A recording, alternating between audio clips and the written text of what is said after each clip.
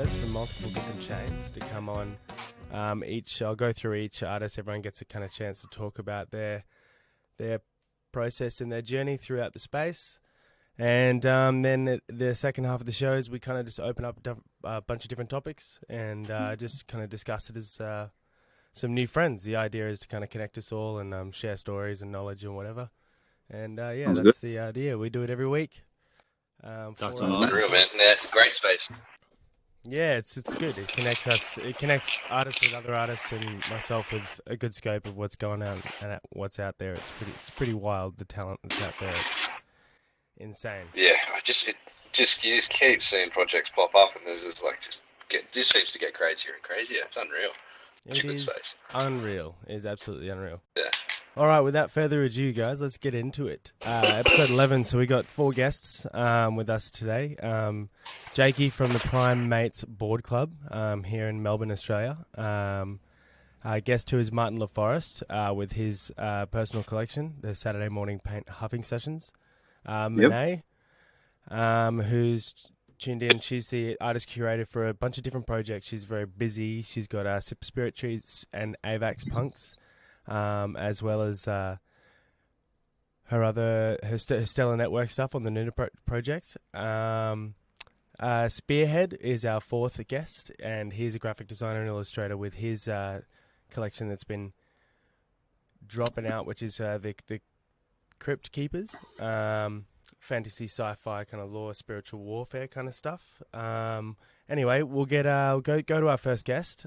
Basically, Jake Savage is the Primate Board Club. I'll put a bunch of links in. Good morning. G'day, Jake. How you doing?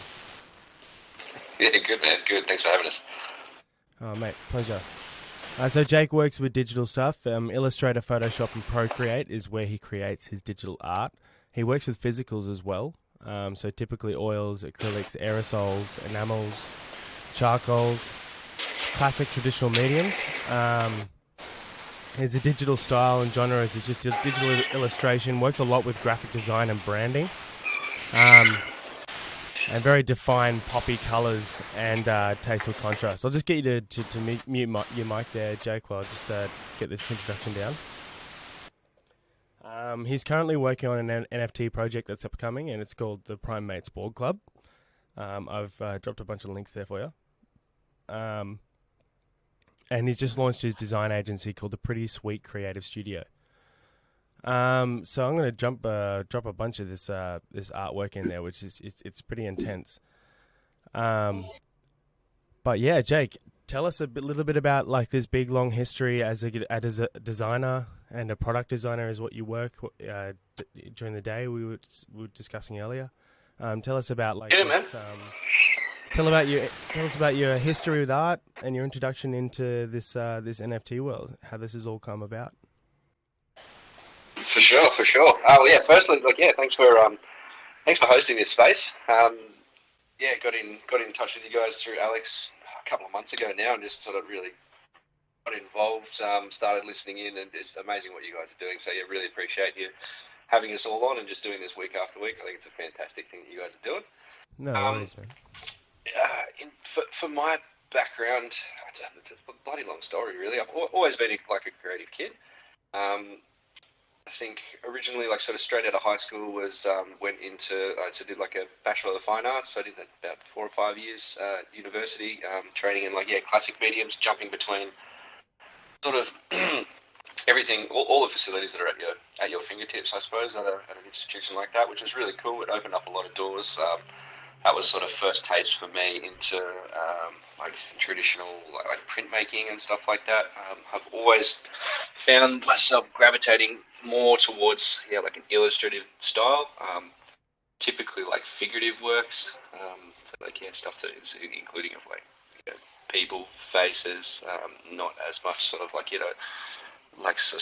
landscape style stuff. There's always sort of people or things involved in a lot of the creative pieces and collections that I've had over the years.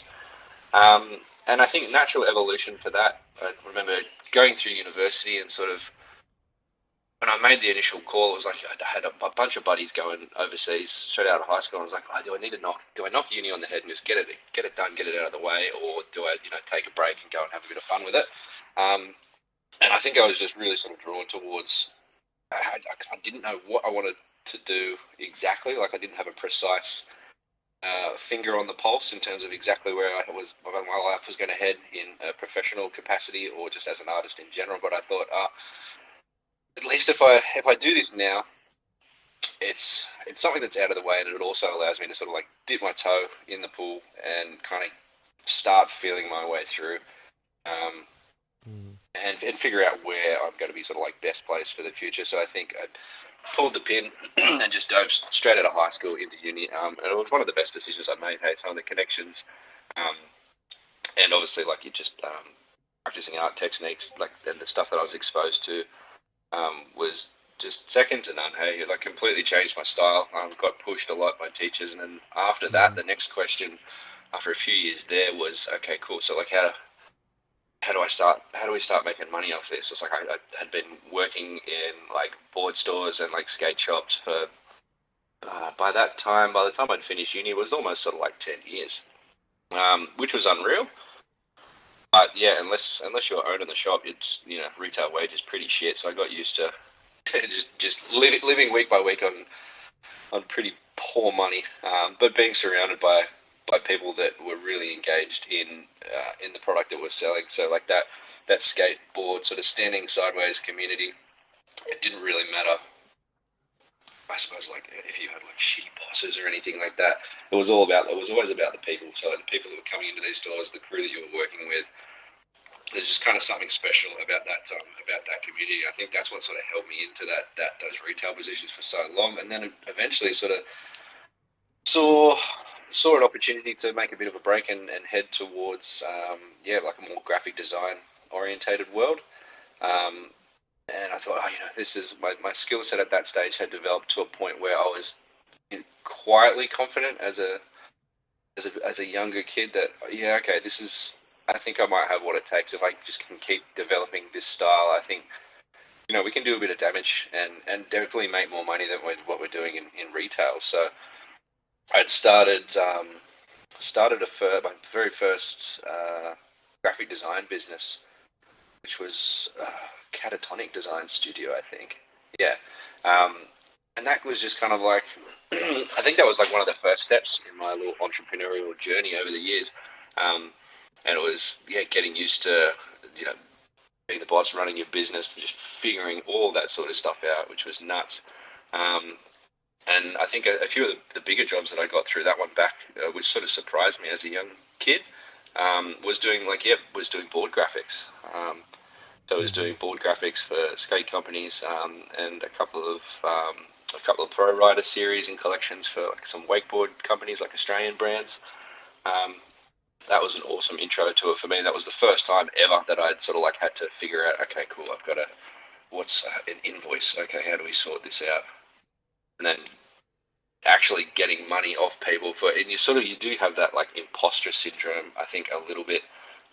Anytime you gravitate into like a new field, and you start sort of checking boxes, you're sort of in your own head. I think you're like, oh my God, is this actually happening? Am I really doing this? And I think, fast forward to now, there's been a hell of a lot that's happened in between. I've had a clothing company called Skelter Clothing for quite a few years. That went really, really well, and then have gravitated in probably the last 5 years to more, branding and graphic design orientated art and design process. I think that's sort of where we're making our crust on the side hustle, and into the NFT space. This was something that we got introduced to it by a friend. I would probably say middle to towards the end of last year, so like maybe no later than like say September. So I'd heard about the space. I'd had a bit of an idea. I'd seen sort of things pop up on like just clickbaity stuff that would be like, NFT this or NFT that. I'm like, what is this all about? And I'd remembered reading a few little articles, but not really going much further past that. until an old buddy got in touch, and he just had a mate that was in the industry, had been operating, was a co-founder for a really successful project, and sort of started giving me a bit of an inside scoop to like how it all works, what can be done, like all the amazing things that they were accomplishing with their project, and I was like, oh, this is huge, and this is still like so very new. And the first thing I thought was, I'm going to be kicking myself if we don't get involved with this, and at least throw a hat in the ring and have a red hot go, nice and early. And that's where it really started. So I think the education process and the evolution of like my personal understanding and then us as a project, we're sort of like evolving along with the space, I think, which is pretty common for a lot of projects with the arena being so new. But yeah, learning, growing alongside everybody else. So like I think by September, October last year, we had absolutely no idea what was going on, and it's just daily, or just like always, just smashing potties, like tuning into events that are being hosted, such as this, and just cramming as much as you can into my brain to, I suppose, like just shape that comprehensive understanding of what this space is, and then I think in turn to give you a really good idea of exactly where you can sort of steer the ship and what you can accomplish. So yeah, that's probably like the quick backstory. So really, yeah, Primates Board Club, a generative collection. We've got 4 seasons planned. Season 1 Genesis collection will be launching on the 12th of March, which we're stoked about. It's a PFP avatar based collection, 2,222 units per season.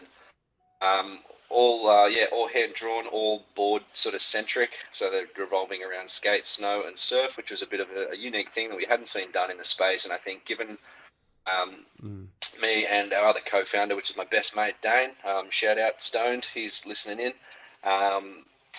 We've been best mates for the better part of the last 20 years. He's based in Sweden, originally from Newcastle as well, such as myself. And we just thought, let's team up on this, like, so we can just do some real damage and have as much fun. And I think the goal for us is to turn this full time. So at the moment, we're both working full time jobs. I've also got the side hustle, which is pretty sweet creative studio. So we've just launched the website for that as well. That's our design branding agency. And then full time work. Plus, I've got a 5.5-month-old little girl in the house as well. So it's been pretty hectic over the last few months. But I tell you what, I love being on my toes. And the being forcibly sort of like pushed into this creative space, so that there's just this constant creation going on. It's the hardest that I've worked in anything on my life consistently, and I just love it, because I'm finding that every time I pick up the iPad or pick up a pencil, just like the ideas are there and they're just waiting to come out. And it's been unreal. Man. That's epic, man. Thank you so much for all that. It's like you've covered so much ground, and it's been such a great insight into kind of like this massive journey that you've been on since going through your institution, your learning, and like all your education, and then finding yourself into this spot. With the Primates, the board club. Tell us a little about like just the process artistically, like how you kind of how much research did you do, or how much did you reach out in approaching the generative style? Did you link up with like a dev and like figure out kind of how to build the program to generate all of these, or did you like what was the learning process for you going from being a graphic designer, illustrator, to throwing yourself straight into a generative project like this of such detail? I think like the first thing we saw was that, like, I suppose like anyone that's like new to that space, there's some of those like really big projects that are absolutely kicking at the moment that like catch your eye straight away just because they're right in front of your nose. Instantly, as soon as we saw Bored Ape Yacht Club and then some of these generative series coming out, I loved the artwork. I was like, oh, this is so sick. And then that's when we first sort of started understanding like because I was looking at these collections going 10,000. I was like, how long have they been working on this for? This is nuts. And then not long after that, figured out the process of how the artwork's all created and generated, and I was like, oh, okay, well, all of a sudden things get a little bit easier if you're not physically putting together every single unit in that collection. And then, yeah, did a little bit of research, the development side of things, in terms of like, yeah, your smart contract and like your art engine. That's all Dane. So yeah, once again, shout out to Stone listening in. When we first went into this, I sort of said, look, the artwork side of things is mad, but I was like, with everything on my plate, I don't know if I can do that and everything else. Like running the Discord, pumping socials, and then, finding someone or, learning how to code to do all your smart contract and the artwork engines as well. I was like, I don't know if I can fit. This all of a sudden is like, it became quickly quite daunting. And then we started chatting about it, and he's like, oh man, I can do that side of things. No sweat. And I was like, oh, well, all of a sudden, okay, we're on. Let's do this. So I think this process has been as much of a learning experience for me as it has for our co-founder, because he's thrown himself headfirst into just more or less, I think, from scratch, like learning how to code, learning how all the algorithms for the generative art engines work, and then putting that into practice as well. So yeah, super proud of the work that he's accomplished. And then I think as a team, like the last 4 months have been like, I've never worked this hard in my life. At the same time though, it's been wild. It's been such a ride. The people that are getting in touch, on programs such as this, like the networking capabilities, the community that we've got through Discord, and how supportive those guys have been. We've just been blown away from day dot. The artwork side of things, I think there was a lot of projects that we look at when we first sort of started feeling out and kind of developing and forming like what was going to be the final, what was going to be appeal, or the finished design style for our collection. I think there's a lot of ones out there that I saw at like the current time with like the artwork style. One thing that I think that my illustrative style sort of did differ slightly on was like a varied line weight, with all of your line work in the illustration, and then going into a little bit more detailed as well. I'd sort of seen a lot of projects that had all your traits like illustrated or designed, and they were all in like a single stroke weight. And I think having a bit of a background and doing quite a bit of like tattoo art design, and then playing around with like multiple line weights to make like different elements of a piece like really pop, or other elements sort of like fall into the background, I was like, oh man, we can make these like super punchy, and then fully just got way too into the detail. It's sort of been at each step of the process, we've just had discussions about like, oh, what about like talking about like new traits, or like things that we could include, or stuff that we're working towards with the project. And at every single step, just about, we've just shoveled so much more work on our plate. All justified, but every single time it's been like, oh, this would be so sick. It's also going to be heaps more work, but we got to do it. And yeah, that's where we've ended up at, really wanting to have. It's that's incredible, man. It sounds like just like a massive long journey that you've been on, and you're kind of continually diving yourself deeper and deeper into the whole process. So definitely.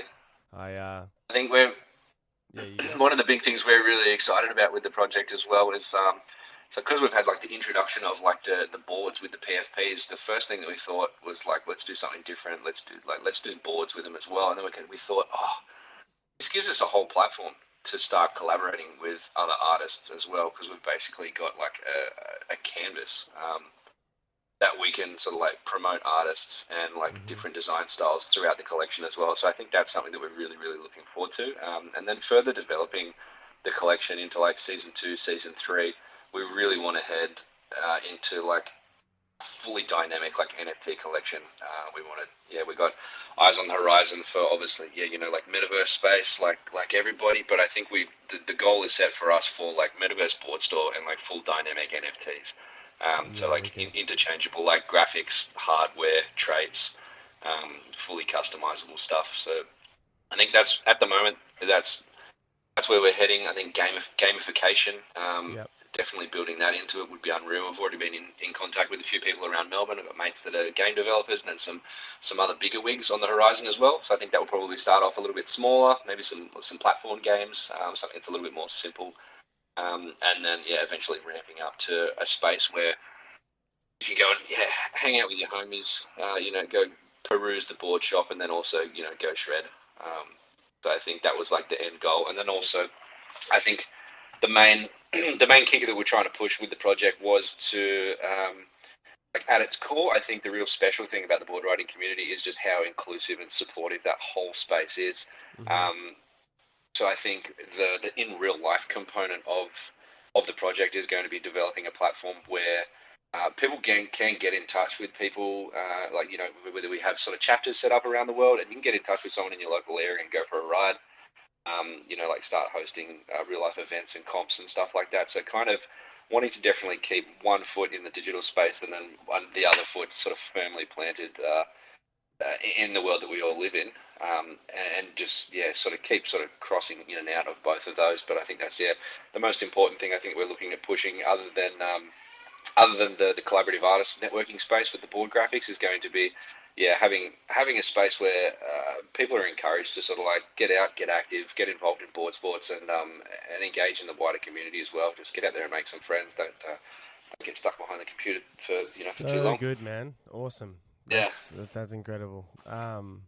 Thanks so much, Jake. That's no crazy. If for everyone listening, check out the website www.primatesboardclub.com. It's pretty extensive. Scroll all the way from the top to the bottom. You'll get all the information in more detail. Thanks again, Jake. You're unreal, man. Thanks for having us. No worries, dude. I'm going to move on to our next guest, Martin. Martin LaForest. That's me. How are you, brother? I'm good. That's good, man. So Martin works on Procreate on the iPad, sometimes in Adobe Fresco as well, which is what I use as Martin. So he's been working and releasing his collection, the Saturday Morning Paint Huffing Sessions, doused with nostalgia. It is a generative series. You can check it out on NFT Key. I'm going to drop Jules is going to drop both of these links in the chat for us. So, Martin, you've given me so many awesome images about your history and where you've come from. A history in metal, I'd assume. And design in that area and heavy metal music. Can you just talk about that? I guess your introduction into design, album artwork, all sort of stuff, and how music maybe influenced that, and how this has led to this big step into the NFT space. I haven't really done anything regarding music though. That's interesting. I that was an assumption I made. How good's that? No, I think maybe Spearhead is more the one that's into album artwork for metal bands and stuff. I'll start dropping some of your images that you've shared in the chat. But yeah, just talk about your history, kind of, and your in art and now that you're asking me about my history, and it does start with music actually, because I started being really into drawing and art when I was maybe 4 or 5 years old. When my mom used to take me to the record shop, and I would look at records, album covers of my favorites were Megadeth and Iron Maiden. And I would just memorize the album covers and go back home and try to redraw them as best as I could. And I guess that's when I really started being into art, and I would just draw all day. I was pretty much a loner when I was a kid. Well, I still am actually. I just draw a lot, and my walls were just plastered with drawings of Eddie from Iron Maiden. And it basically took off from there. And kind of similar journey a little bit to Jake. I studied in fine arts. Then I did like a crash course in animation, which was like a condensed course, like 6 month course on like Photoshop and like a bunch of different animation programs. And I worked in that for a good number of years. Then I don't know, man. I just left all of that behind, and I moved to like a smaller town, a bit further away from Montreal. Like over there's a bridge you have to cross to go over it, and the traffic is just like insane. So after like a year and a half of just like spending 3 or 4 hours a day in my car, just driving to work and back, I just couldn't take it anymore. And I figured like the pay wasn't like really worth it. I was doing what I loved, but it wasn't like a plan to like a life plan. I couldn't like make a real good living out of it. So I just I quit that. I started working in construction, and I did that for a while. Well, until NFTs actually. I just worked in construction. And maybe 5 or 6 years ago, one of my buddies wanted to start like a vape company, and he knew like I had a background in arts and everything like that, but I wasn't really into like, I didn't do anything like, and I didn't draw anything for like at least 10 years. So I was all rusty, and he bought me an iPad and was like, "You're gonna start drawing again, and you're gonna make some stuff for the vape company." I was like, "Okay." What a good dude. So that's basically what got me back into drawing and making art.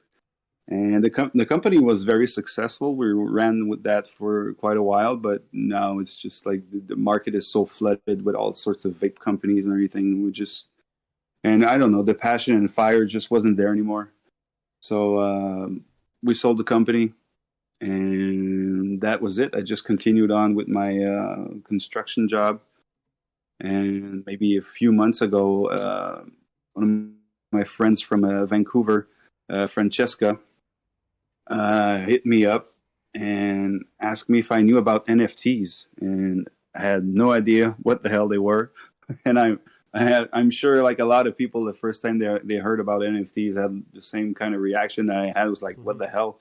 Like, people are just collecting and buying a bunch of digital art and investing in it like crypto and flipping it and making cash out of it. And I was like, man, that's crazy. And I just like started reading up on it and just looking around, looking at projects. And I really like fell into this wormhole of like, man, this is great. This is awesome. And I don't know, like Francesca had a bunch of ideas floating around, and she wanted me to make some illustrations and see if like there was an interest like to maybe do a series. So we started the Tomato series, which is doing pretty well, but nothing like the Saturday morning paint huffing sessions. That was my like personal project. I was like, man, if I'm gonna work on a series and do something on my own, this is like the kind of art that I'm really into and I want to do right now. So I made like a bunch of the illustrations, and I just like put them online. I didn't do any promotions, and we don't have like a dedicated Discord or Twitter or nothing. It's just like I didn't even have Twitter until like maybe a month and a half ago. And so I just like started from there and see if there was like any interest. And as soon as I dropped like the first 10 illustrations the first day, they sold out in like 30 seconds. Like, okay, well, that's good. But maybe it's a fluke. We'll see. I'll drop another 10 tomorrow. I think I had my like maybe 50 or 60 illustrations already like ready to go. So the next day, same thing. In 15 seconds, sold out. I was like, okay, that's good. And then like on the third day, fourth day, same thing. Then people started flipping them for like 100, 200. And then there's a couple that sold for like over 500. And some went to auction for like 750, I think. And it just like went from there. And now I'm just like dropping a set of 10 like every day. It's wild, man. It's awesome. I love the. It's been a crazy journey. I mean, it's like ridiculous for me. I quit my job. I was like, "Fuck this! I'm not." My boss called me up. Awesome. Hey, You come into work this week? I was like, nope, I'm done. I mean, fuck that. I'm doing another project. I'm doing what I love again, and I fucking, I don't know, man. It's just like it reignited a flame in me that was gone for just in a long time. This massive journey you've been on to get to this stage, even with trying another little NFT venture, and then getting to the point where you're like, no, I'm just going to do my style, what I enjoy right now, and that's the thing that's worked out for you. That's and I really didn't expect like this at all. I was like, maybe if I could make like maybe $100 a day, or something like that, it'll be a little extra money. That'll be nice, and I can spoil my kids and my wife. That's cool. But I didn't expect like it to be like good enough for like a quit my job type of deal. Yeah, that's so but awesome. That's where I was. I mean, if I had the choice, like continue working in construction or do what you love and make like twice as much. So it wasn't really a hard decision to make in the end. Let's talk about the style. There is a massive variation of what you can offer. When you're working with black lines and definition, I think your work takes a really, really distinct style, and then quite opposite when you're not using lines. It takes this other route, which is this like painted kind of. Yeah, well, I like to. That's always been like my problem as an artist is that I didn't really have my own style. That's not a problem. There's so many artists that I love, and sometimes I'll get into an artist a lot, and I'll look at his stuff and I'm like, man, that's cool, and then it gives me like ideas, and then I start like doing things in his style, but with like a twist of my own and my own ideas. So I'll do that for a little while, and then I'll get bored with it, and then I'll move on to something else. So that's why if you're dropping like illustrations that I've done, you'll see it's all over the place. That's always been like a problem for me in a sense, because what I do love I love a lot of the artists that I admire is like you know who did the art as soon as you see it. It's like, oh, that's Glenn Barr right there, or that's Michael Husser, or right away. And when someone looks at something I do, and then look at something else, it looks completely like a different style altogether. So they have no idea like who I am, or I don't really have my own voice, Yeah, for sure. But I like to explore like different styles and different like I'm always like in Procreate pretty much now in Fresco, but so it's all like digital. I don't do any like physical stuff anymore. But there's so many different styles that you could use and you can do like in those programs. And if you can go for vector style art, you can go to full on like realist painting. And you can't forget as well, like the most important role as an artist, which is your bodies of work. You got a style, that's fine, but it's not a problem. I think not to have like a distinct style, because that's what your bodies of work, are for. Well, I mean, I just enjoy so many styles that I just like practice all of them. That's awesome, man. And so the plan for the collection is just to basically keep going and get these out. Have you capped them on a certain number? Have you had any? The Saturday morning paint huffing sessions will cap at 333. Now I think I'm up to 200. I think we've released like up to 250 today, and there's 3 unique pieces that, because it's all like series of 10s with each character, but there's 3 unique pieces. There's 2 that have been released so far, and they were auctioned off at Tombhead's auction house.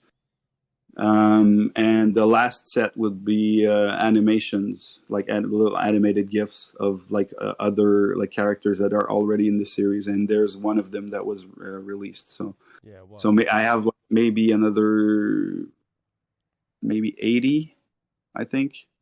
Not even, maybe like 70 something illustrations left for that series to cap off. And then the idea is to make like a generative series off of the paint huffing. Yeah, that'll be a challenge. That'll be fun. Yeah, definitely. I'm looking forward to it. That's something completely new for me, and yeah. Can you talk about your how you perceive liquid? Like, because everything, like the fluidity, like the fluid that runs through the drawings, and the way that like things explode, and the way that there's so much movement in that invisible space. Can you talk about like Yeah. how you kind of, do you work with swirls? Do you like create like a swirl and then work with a pencil Well, line of a the way I swirl? work with for the series is I'll do like one base character that's like all everything's normal about him. And Mm-hmm. the whole concept is like that you're watching a cartoon, and the character is just like you're huffing paint while watching the cartoon, and then you watch like the character disintegrate and like mutate Yeah, into yeah, something yeah. else.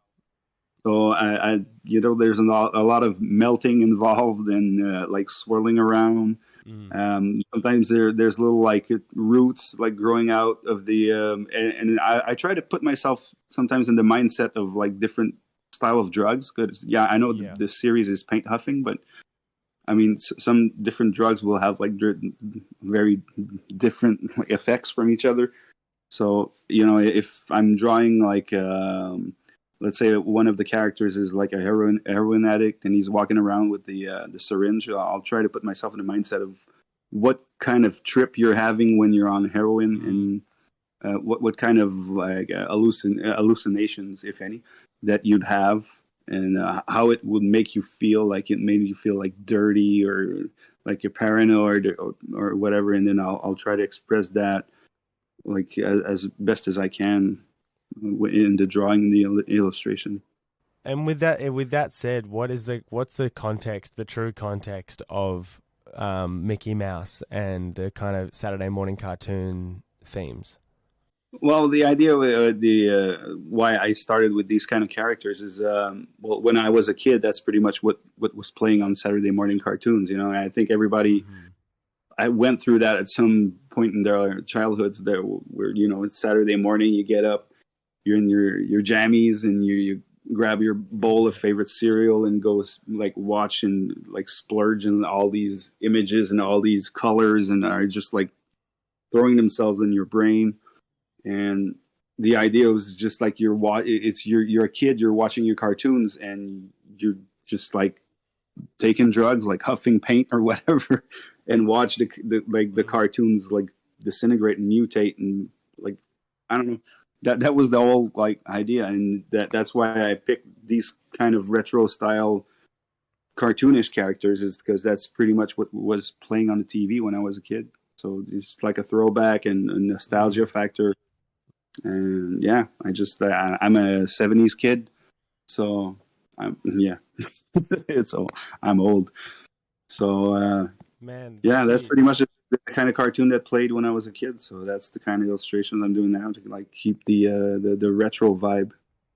man, I love everything you're doing. I love your choice of colors. I love your whole concept. I love just Thank you very much. how you Appreciate it. conceive movement and create so much character. I think you're doing a brilliant job. Thank you so Thank much you. for all of that insight. I'm sure a lot of people will appreciate knowing little bit more about it all. Thanks Right so on. much for taking the time, man. Hey, I'm really glad you had me on, man. It was fun. Oh, dude, thanks so much for being here. Means a lot. Our next My- guest, Munay. Hello. Munay is an artist split across a couple of chains. She's currently on the Lunar Stellar Network. She is quite involved. She's got a couple of projects. The Nuna Art Project is a project that helps finance art projects and exhibitions. The mission being to create a bridge between culture and art with the blockchain. So a lot of movement. She's working with probably a lot of big teams. I'm quite interested to know about that. Crypto Symbols is another project she's worked on, as a study of the symbols of humanity and their meaning, which Stellar Sun, which is a collection inspired by the artwork of Lefil de Lehom, the 1964 artist, surrealist painter. That's the name of the painting, and Renee Magritte is the artist. She at the beginning of March, she's got a project, generative art project called Spirit Trees, coming out, and she's also working on another project on the Avax chain, called Avax Punk. So, Munay, welcome. Thank you so much for taking your time to be here today. Munay, are you there? Have we got you? Can anyone hear Munay?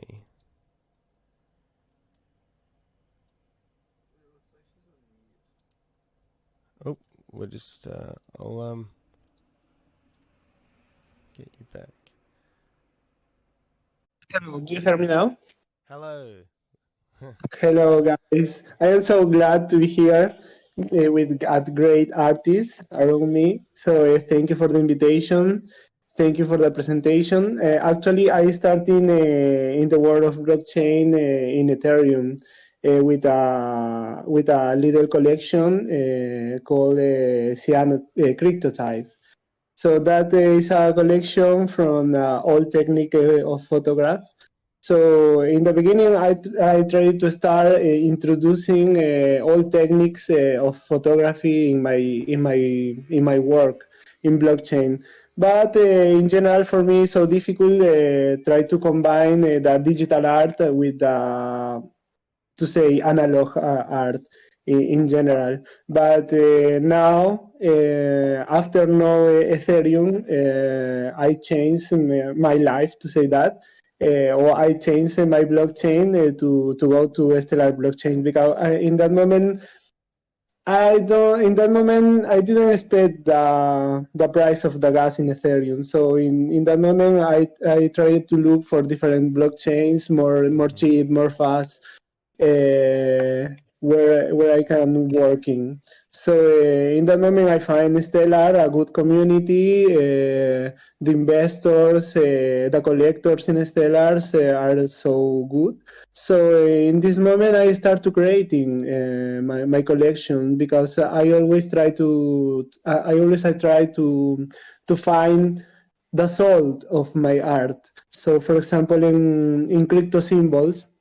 I made that collection when I visited Romania. I find that symbols from the ancient humanity. So in general, my art is more a reflection of the world around me. Mm-hmm. So can you talk about kind of this this technique of called cyanotopia or cyanotopia, and like how you work with analog photos and combining that with art? Or Actually, it's a easy process. It's a chemical process. So that is a project with collaboration with other artists, Ellie Coles. We are starting taking analog photos in different parts of Europe. We are starting in Valencia. After we are taking photos in Italy, in Greece, and we are public the photos in one exposition for a contest in Madrid. We are exposing that photos in Madrid actually. In that moment, we are looking for more old techniques for impression techniques for photo. So we are finding that technique calling cyanotype is a process chemical with different I don't know different chemicals. I don't know how to say chemicals. Actually, it's a process with the sun. I have different photos, analog photos. We are revealing the photos with the sun, with the light of the sun. So you can impress with the shape of in the photos with the sun. Yeah, right. It's interesting process, kind of fusing those two worlds. Can you talk a bit about the project you're working on at the current moment? Now we are creating one project calling Luna Project Art. So we are starting in a Stellar blockchain. We are creating a token. In that token, the finality of that token is help to different artists, not just the artists in blockchains, different artists around the world, young people who want to know about blockchain. So we are we are now help one artist in Mexico for one exposition. And in that moment, I started creating Stellar Zone. Is other of my collection. Mm-hmm. Stellar Zone is the influence of Magritte. Is maybe the best painter in my life because I have a lot of influence from Magritte, and so always I try to look in different parts in different museums, different artists, all artists, to try to find inspiration in general. It's because I always try to look for the for one meaning in my art actually, because Stellar Zone, the meaning of Stellar Zone is about how the humanity is now working. What is the way of the humanity? The first time I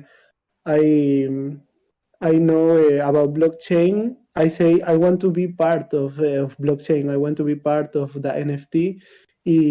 Now it's my life actually. It's all my work is dedicated to the blockchain, to the different blockchains. For example, now I am working in Avax with Avax Punk, and I am creating my first generative art in Avax too. Mm-hmm. The name is Spirit Bonsai, but this is one project with collaboration too with different artists, with other artists, and with other developers. Exciting stuff. So you just what you were discussing before, the Nuna Art Project as well, is something that you're doing, which helps finance the projects and exhibitions in for other artists in your area. So you're working at those kind of initiatives as well. Is that right? No, actually, the Nuna project is making in Stellar. So we are trying to meet with different artists. We are meeting, for example, with artists in Greece, in Romania, and in Italy, because I love to travel around the world. So always when I go to one place, I try to meet with artists. So I talk with the artists try to communicate to the different artists. They have the option to meet his art in the art in blockchain. So the mission of Nuna Project Art is communicate to the artists. Is create one bridge between the artists, between the culture, between our culture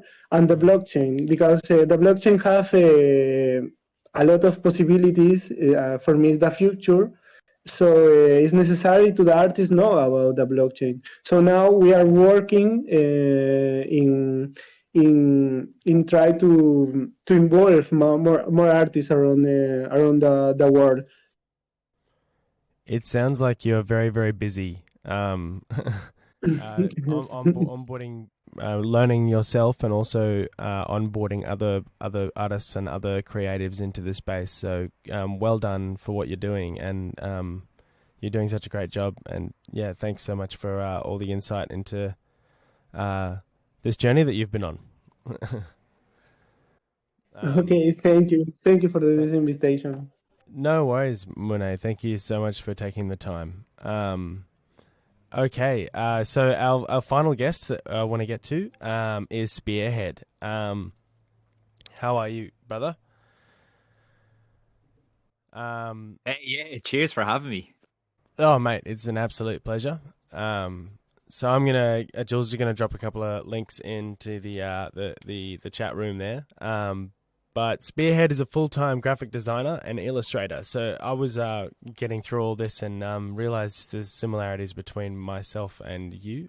You're over there in Ireland. I'm over here in Queensland. But that's a long way off. It is a long way off. He uses the Adobe Suite, so we're talking Photoshop for for illustrations or drawings, Illustrator for most logo work, and Premiere Pro for a lot of the video work.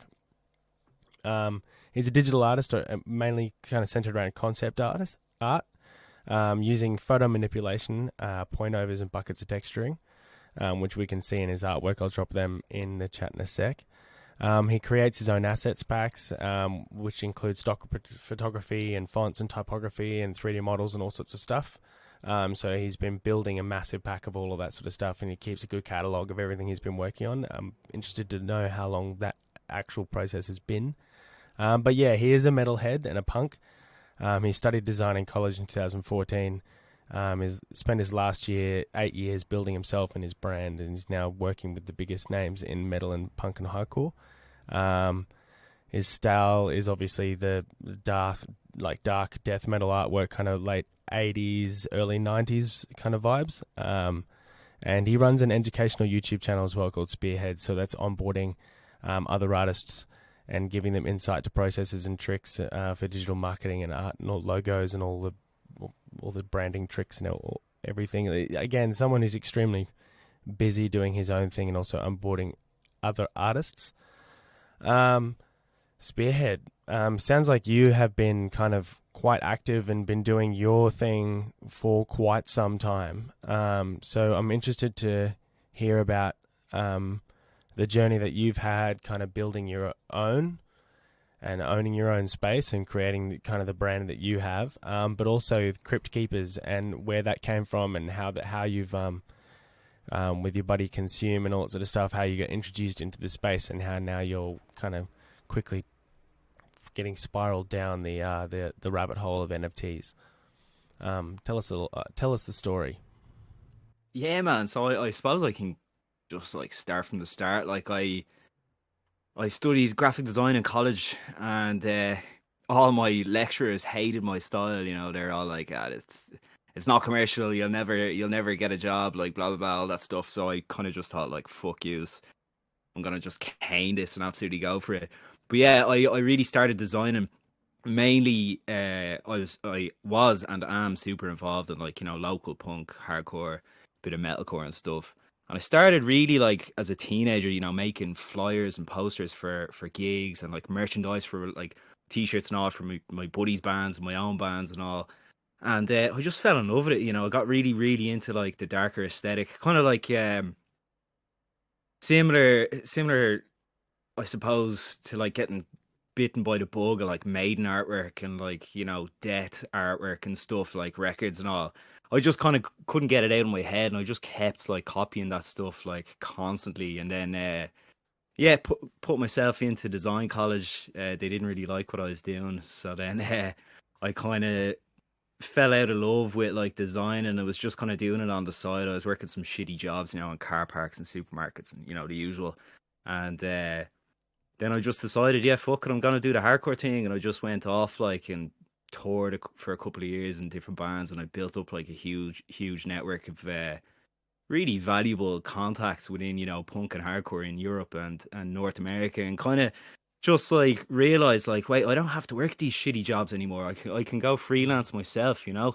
And found myself doing that for a while. Money was pretty tight, and then I just was like, okay, I'm gonna go back to work and just get like a 9 to 5. And I ended up like doing some design work in like an engineering firm for like 2 years, and it like absolutely sucked the crack out of my arse. It was like just so horrible, like just making brochures and like, you know, just really boring shit. Like, so I said, fuck it, I'm gonna go freelance again, and quit my job, set up my own business. And I was really banking on, you know, like the international music scene in like metal and punk and like gigs still going. And that was in like, I think the end of 2019, and then like a couple months later the old COVID hit, and then the music scene around the world just like dried up, and I was like, bollocks, what am I gonna do?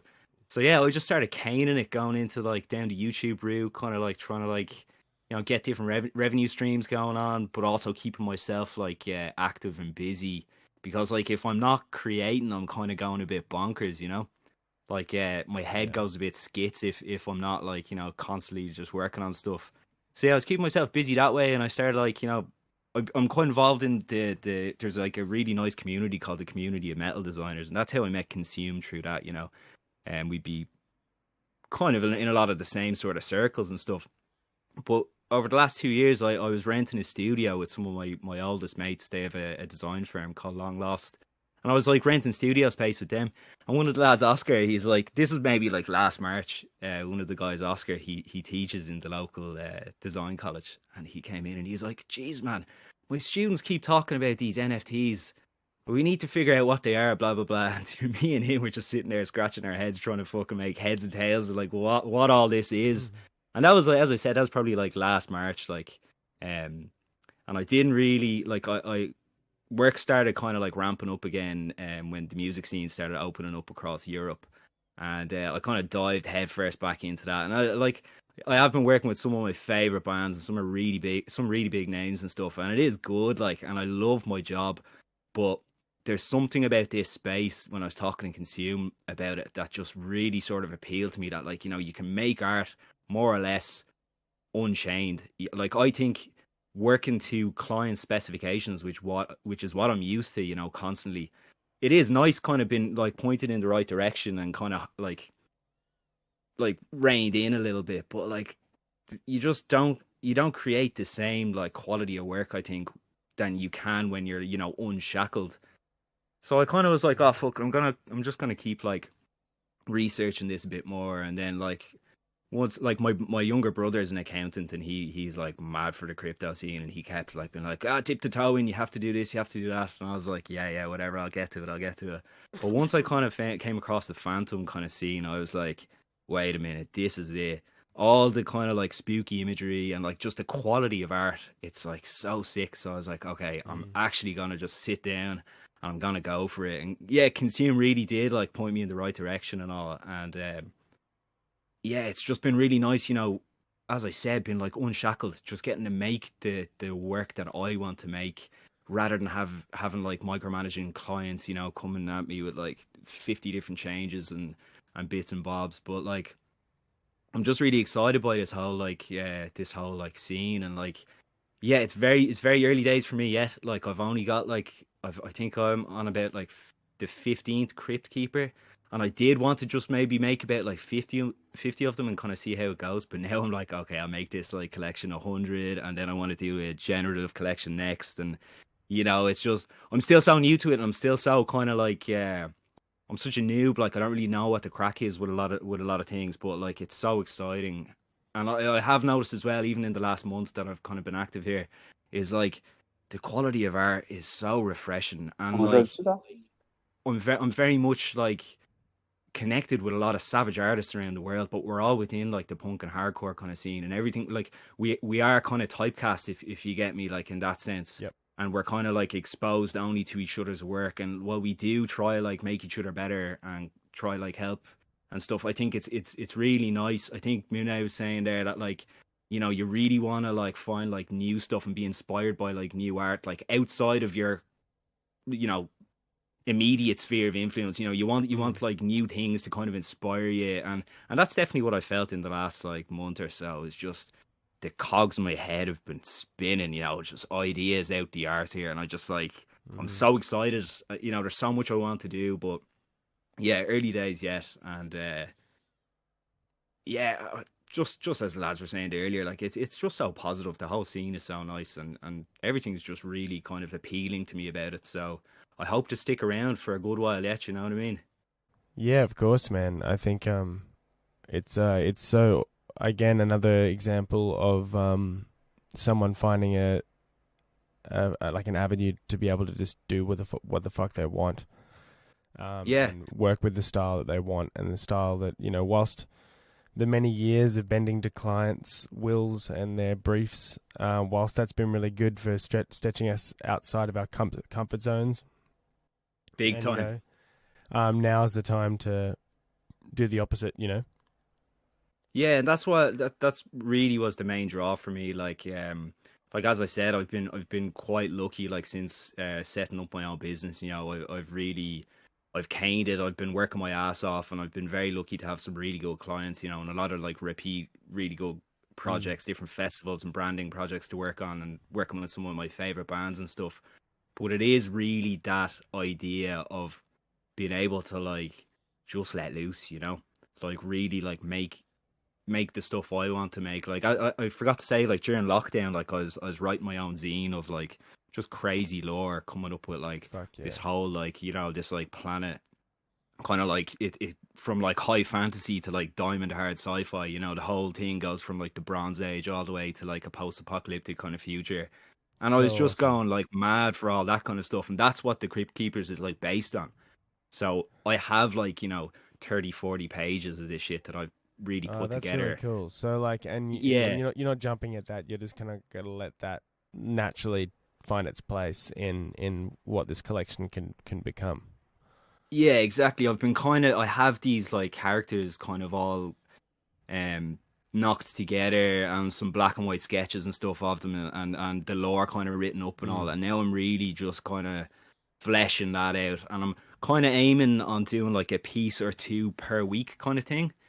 And just kind of seeing how it goes, like, because they do take quite some time. Like, it is a lot of like photo manipulation and stuff, which does save time here. But like, I get so bogged down in the texturing and the details, and like, you know, that's why I love the name of this, man. Final export.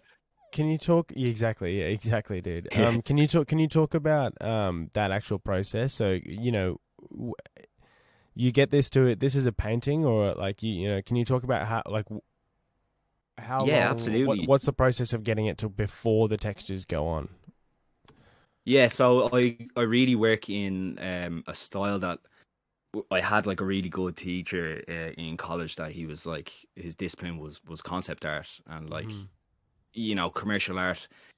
It's all about like, if you have like a higher up above you being like, we need this project by Friday, you need to do it now. You know, you can't be there being like, okay, the paint's going to take 2 days to dry, boss. You know, you're going to have to like rattle it out quick. So he's like, was showing us all these different processes of photo bashing and using 3D models and stuff, and like exporting PNGs of things at particular angles and stuff. So that's kind of what I'm doing. Like, I'm using a lot of different like 3D models and different like photo assets and stuff, and kind of photo bashing, chopping them up, bit of paint over, bit of drawing here and there, a lot of different like gradient work, like overlays and textures. And it really, like, most of the pieces do take about like 5, 6, 7 hours, you know what I mean? They could be quicker, but like I just get lost in it, you know. I really get like sucked in, and like get lost in the details, you know. So you bring in a whole range of different assets and arrange them in your own understanding and perspective and style, get everything looking right and correct. Yeah. Add lighting and shading and blending, and then start slamming this whole thing through different processes and displacements and chucking textures and stuff. Absolutely. Loads of different textures. I have a lot of my own like textures that I've made. Like some of them could be like India ink or like spray paint textures. Just shit that I've like sprayed and scanned, or like spilled shit and scanned. Like, I know Consume does kind of a lot of that stuff as well. That like he'll like scan like India ink textures and use them like in a digital sense to kind of grit up his work and all.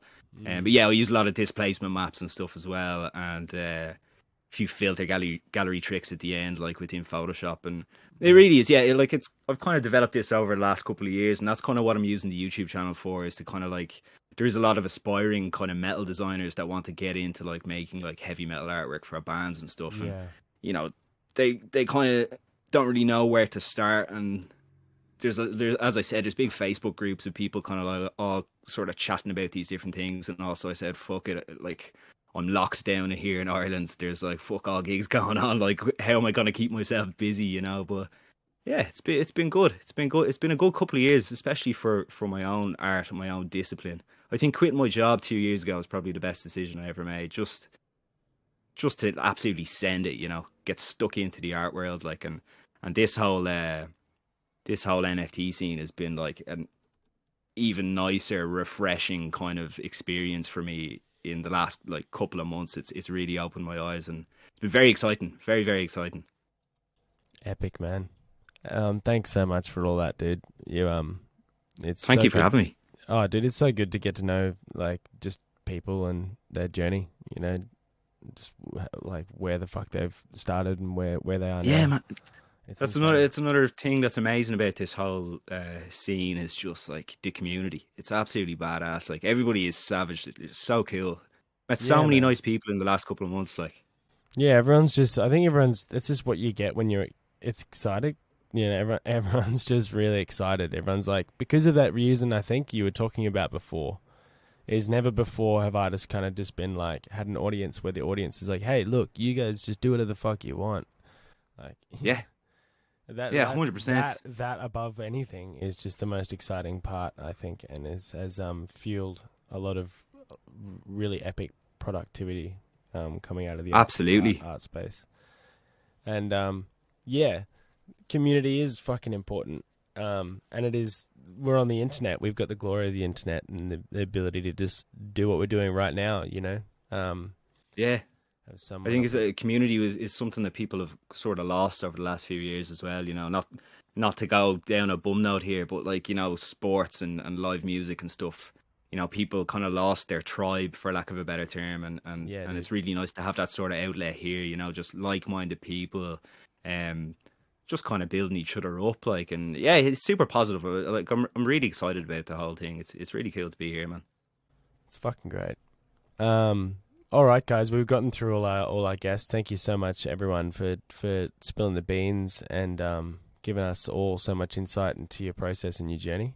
I wanted to open up the floor to a discussion around mental health. I want to know, with the pressures of the space being time pressures or sleep pressures or peer pressures or whatever the fuck the things around you. What do you guys do as artists, hardworking artists, not getting too excited about the space or just making sure you like keep up on your mental health and look after yourself? What are the things you guys all do? Feel free to just speak at any point, but we'll try and hear from everybody. Honestly, personally, this whole space has been very good for my mental health.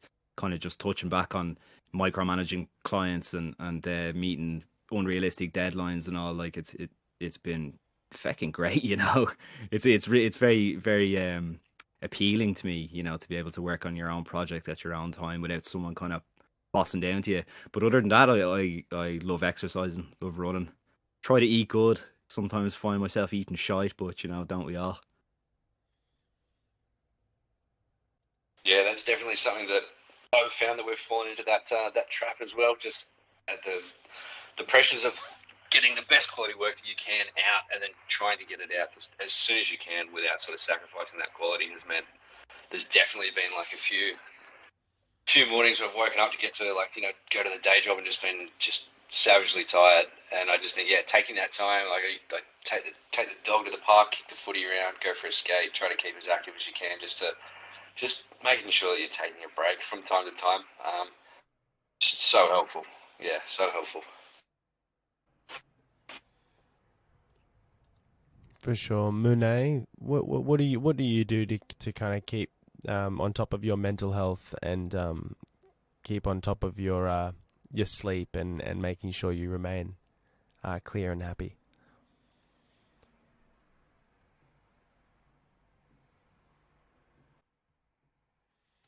Maybe she's gone. Oh. So guys, thank you for this invitation. I love stay here. I think this is a great opportunity for all the artists, and I think you are the best. And see you in the next project. Awesome. Thank you so much. I guess I just want to cover one more question. Just from all of us, I'll ask it to you, Munay, as I got you now. How do you keep a toe in the real world? Are you fully everything you're working on now is How about you, Freud? How have you found the pressure of being the pen man behind the Mingos? What about you? What do you do to keep a level head?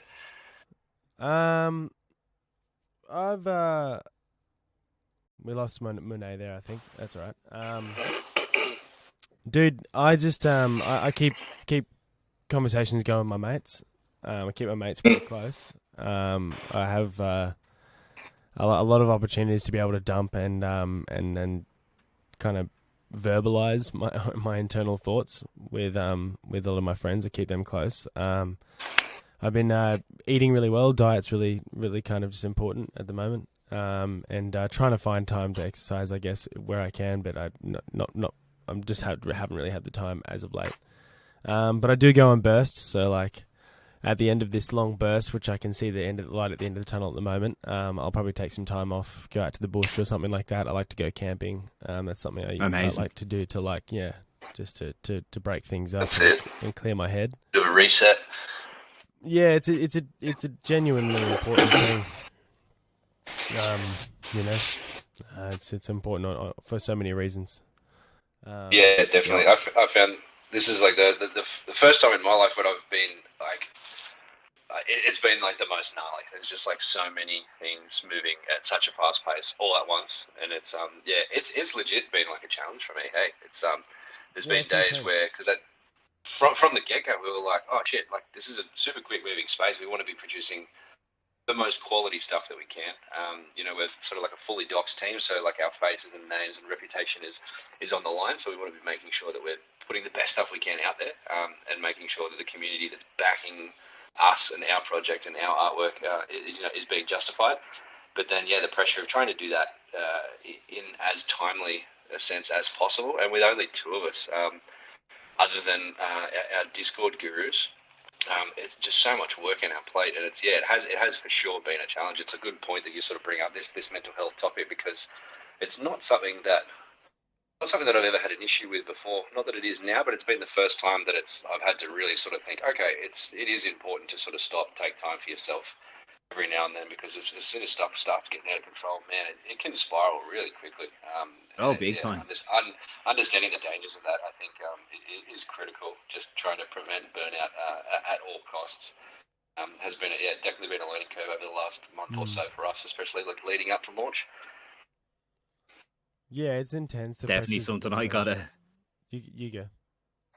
Oh yeah, I just need to. I kind of would be the same as you, Freud. Like I absolutely bang out work in bursts, like, and then I hit a bit of a brick wall, like, and have an iffy week where like, only get through like 2 out of 10 client project kind of things, like, and it is important, to be able to know your limit, like, and kind of slow down a bit and just kind of take it easy for the old dome piece, like I hope, mate, like as I mentioned earlier, like I've got like a move coming up next month, moving to Scandinavia, like, and I kind of hope that I can kind of get myself to a level of financial stability with my commission work that I can just be like, okay, taking a break from client work now for just a month, and just like do the move, take it easy, see some sights, spend time with the fiance, like, the important things, like, rather than just caning to work the whole time, because I am a workaholic though. It's like totally. Sometimes I can get quite addicted to designing. Yeah, I think it's hard when it's your passion too. Yeah. I think it's just important not to get too caught up in the pressures of the space and what it demands of people. Like whilst it's warranted and whilst things move very fast, it's like, dude, just stick to what you can do and what you can commit to, and do it well, kind of thing. Yeah, that's big time. I found like pretty hard, just playing music for a number of years and touring around the whole time, and then after that, like, I was like creatively void. I didn't have an outlet. That was really hard for the head, like, but you're right, it's just about like taking the time to kind of put out stuff at your own sort of pace to the standard that you want, and try not let other people sort of suck the energy out of you or put too much like pressure on you. Yeah, because like at the end of the day, nothing's changed, right? Like, all that's changed is there's now an audience, and there's people value art. That's pretty much it, or more so value art than they more so ever did. There's no difference. There's a different blockchain, there's a different currency that we're using, but at the end of the day, you just got to create. You're still creating your art. Now there's all of a sudden an audience of people who want to buy that art. So it's like, we could be we got to be careful not to get too excited and just stick to number one. That's it. I think it's nice as well to feel like your art is valued. Like, Oh, it's the best I thing in the especially, world. especially, yeah, because I especially find like within like the music industry, people want like, 2 grand treatment for a €200 like budgets. You know what I mean? Like, Yeah, and it's dude. kind of they can kind of grind you down a bit, like, and make you feel a bit like worthless and stuff, and that's quite hard on the head as well. Yeah, but Kind of trying. as well, that's got to do with way more. It's got, the whole. It's such an exploited industry, the music industry, just with its whole structure from the ground up, like from where it all begins. Like, it's just kind of riddled with that fuckery. So Yeah, the whole 100%. it needs a paradigm shift. The whole perspective needs to change. Just like the NFT space, like the perspective on art has changed. It's valuable. It's worth something. It's like, before, any deep utility for a lot of these talented artists, it's like this person knows what he's doing. They've put a lot of thought and time and valued time into this. That's worthy enough, Yeah, and you can see it a mile away when someone has really honed their skills and put like their heart and soul into a piece. Like, you can see it a mile away. Like, and that's it. That's kind of lost within the advertising and branding kind of world, or like the music industry and stuff. It's really seen as commercial art, and like, it's kind of nice. This NFT space is going to shake shit up in a big way if it hasn't already. It's kind of I see it as a valuable assault on like a really dead art world that's kind of stuck in its ways. Well, it's an incredible Absolutely, way. man. It's an incredible way to value yourself as an artist as well, right? Because if you do a generative series and your floor across whatever, your floor for that is like $200 or $300 or $100, and you've got 6,000 of them, then when someone comes to you and says, "Hey, I want an album artwork for my band," you're like, "Oh, okay, cool. Well, that's a one of one." So, like, Exactly. my generative series, all one of them, the floor is $100.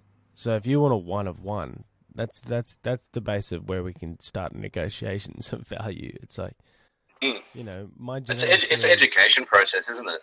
well, it's a I'm base sure, of like, value. yeah, It's Spearhead, like, look, you would have my been. my work Yeah. is valuable, like, and if you want Absolutely. the tailored treatment, which is kind of what you're talking about, is like that, just that relationship that has been built between client and designer, for that to be like as tailored, that for that to be respected, I think there's a value shift that's kind of coming, or is already here. Yeah, absolutely. 100%. I think there's a big like educational part. I think from like a professional like graphic design background that definitely does play into it. I think the expectation that people do have sometimes for custom work, whether it's like branding design or like poster art, custom illustration, they don't understand what it is. They just so many people, and you just hear it time and time again. They just assume that like, oh no, you love doing this. Like I'll give you like a couple $100. I'm like, no, I'm sorry, mate. Like, there's if this is the treatment that you want, this. Yeah, exactly. But I think it's like it's the educational process as well. So it's informing people of like the time that it's taken me to get the skill set to be able to do this in That's 6 it. hours, and then also 10,000 like, hours makes a master. It's like that That's Dali, it, like, the years. The Salvador Dali story of the cafe. He's sitting in the cafe, and the guy comes up to Salvador Dali, and he sits down, and he's like, "Hey, man, my daughter's birthday is today, and I know that you're Salvador Dali. Do you reckon you could do a little drawing for me, or for her?"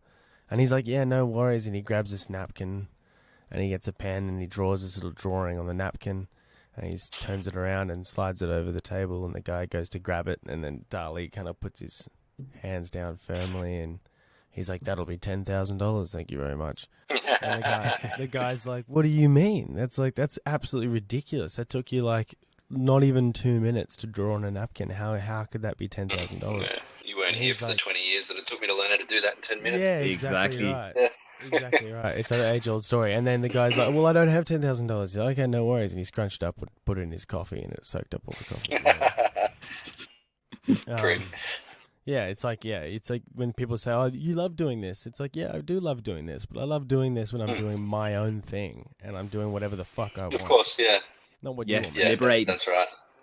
Yeah, I think there's something about like this space that's really, I think putting the power back into the hand of creatives, whether it's like artists, musicians, designers, just the whole creative realm. I think the celebration of something that is that purity of art form that is your own focus. I think that the focus is shifting from the wider public. They're getting involved in this, and they're seeing the just how special it is that like getting involved and understanding that people are doing what they want to be doing.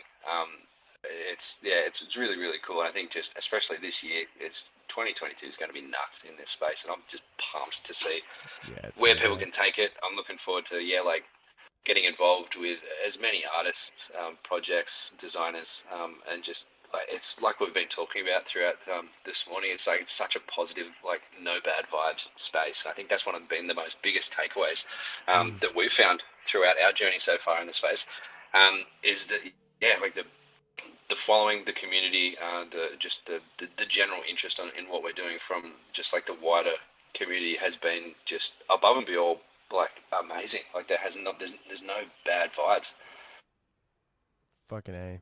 It's so night and day, isn't it, compared to the commercial art world? It's like, just people are trying to grind you down to get the fucking most bang for their pennies out of you as possible. And as you said, Jake, like you really do, you develop like this sort of imposter syndrome, like even like, am I good enough, or like should I be doing this commission? Should and there's none of that here. There's none of that within this space, and it's just a big savage. Like just do you, bro banner that just is.